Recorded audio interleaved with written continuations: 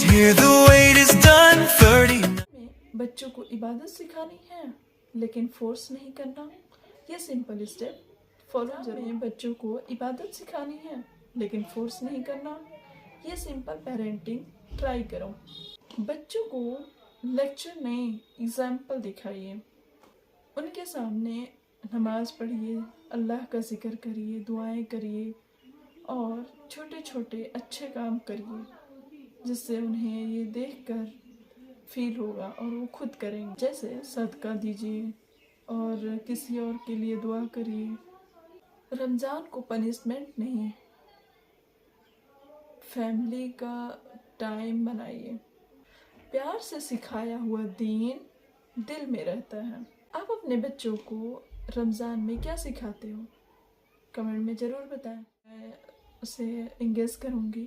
Okay, और ऐसे ही content के लिए हमें सब्सक्राइब करना ताकि हर वीडियो आप देख सकें। ओके।